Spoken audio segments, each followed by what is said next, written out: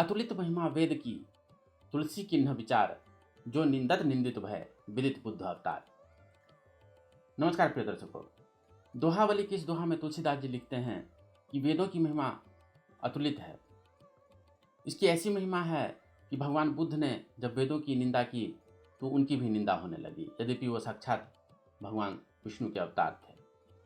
प्रिय दर्शकों, समाज में कुछ ऐसे आधुनिक छद्म बुद्धिजीवी हो गए हैं जो हमारी प्रचलित मान्यताओं पर हमेशा कुठाराघात करने का अवसर ताकते रहते हैं। उनमें से एक आक्षेप प्राय यह किया जाता है कि पुराणों की रचना जो है भगवान बुद्ध के बाद हुई थी। क्यों? क्योंकि पुराणों में जो है बुद्ध का नाम आता है। अग्नि पुराण हुआ या भागवत पुराण हुआ या पद्म पुराण हुआ, इन ग्रंथों में भगवान बुद्ध की चर्चा आई है। तो कई लोगों का यह कहना है कि पुराणों की रचना जो है भगवान बुद्ध के बाद हुई थी। देखिए, प्रचलित मान्यता तो यह है भगवान वेद व्यास जो हुए थे आज से हजारों साल पहले हुए थे, द्वापर युग के समय में हुए थे, 5-6 हजार साल कम से कम उसको हुए होंगे।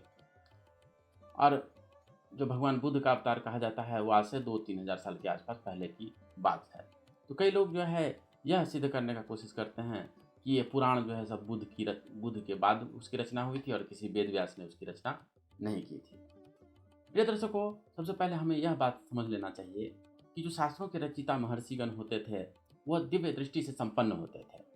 उनके पास भूत भविष्य आदि को देख लेने की क्षमता होती थी। उदाहरण स्वरूप वेद व्यास जी के लिए कहा गया है कि उन्होंने धृतराष्ट्र आदि के जन्म के पहले ही कह दिया था कि धृतराष्ट्र जो है अंधे होंगे, पांडु जो होंगे वो पांडु रोग से पीड़ित होंगे। ये सब बातें जो है उनके जन्म से पहले ही वेद व्यास जी ने कह दी थी। हमारे शास्त्रों में ऐसी बातें आई हुई हैं कि जो महर्षिगण होते हैं वो दिव्य ज्ञान से संपन्न होते हैं। योग दर्शन के विभूतिपाद में ऐसे कई साधनाओं का वर्णन आता है जिनसे मनुष्य को भूत भविष्य और वर्तमान का ज्ञान हो जाता है। भर्तृहरि जी की रची हुई एक वाक्यपदियम नामक ग्रंथ हमें प्राप्त होता है, जिसमें कि 3 कांड है। उसका पहला जो कांड है वो ब्रह्म कांड है। उसके पहले कांड की जो ये 37वीं कारिका आप देख रहे हैं उसमें यह कहा गया है कि ऋषि मुनि को कई बार ऐसे ज्ञान प्राप्त हो जाते हैं जिससे वो भूत भविष्य और वर्तमान को देख सकते हैं।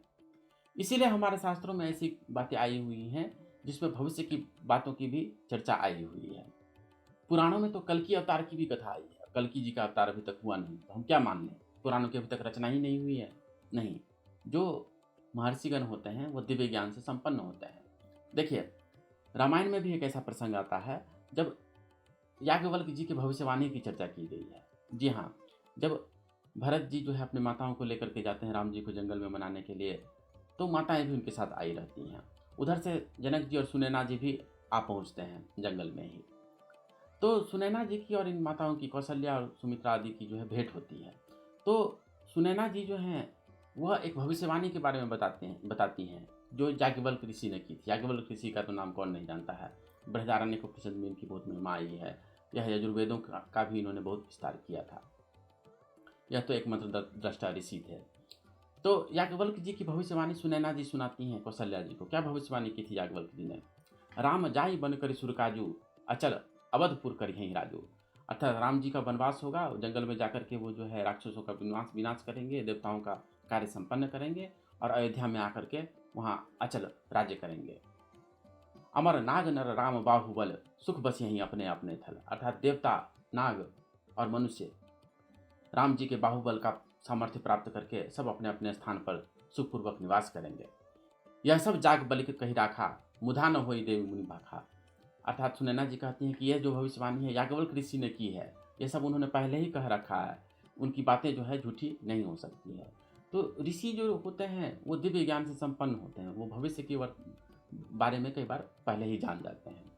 जान ही तीन निकाले निज ज्ञाना, करतलगत आमलक समाना। जैसे हाथ में रखा हुआ आंवला किसी को स्पष्ट दिखाई पड़ता है, वैसे ही जो है भूत भविष्य वर्तमान जो है उन्हें स्पष्ट दिखाई पड़ता है। उसी तरह से अगर आप पुराणों का अध्ययन करते हैं तो आप पाते हैं कि वहाँ भी जो बातें कही गई है भविष्य कह के लिखी गई है। जैसे कि उदाहरण स्वरूप भागवत पुराण में जो बात कही गई है कि बुद्ध के बारे में, वहाँ पे साफ शब्दों में कहा गया है कि बुद्ध जो है भविष्य में होंगे।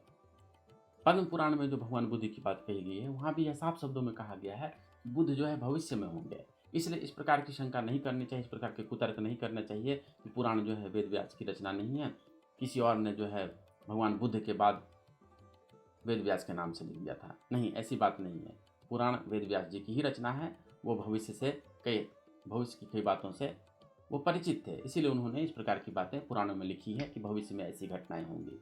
तो प्रिय दर्शकों, इस प्रकार की आक्षेप करना कि पुराण जो है भगवान बुद्ध के बाद लिखे गए थे, ये सर्वथा निराधार है, तथ्यहीन है और लोगों की धार्मिक भावनाओं को आहत करने वाले हैं। इस प्रकार के कुतर्कों से दूर रहना चाहिए। अगर यह वीडियो आपको पसंद आई हो तो इसे ज़रूर लाइक करें और शास्त्रों की बात को इसी तरह से शास्त्र प्रमाण के साथ जानने के लिए बने रहें शास्त्र पर। आपका बहुत बहुत धन्यवाद।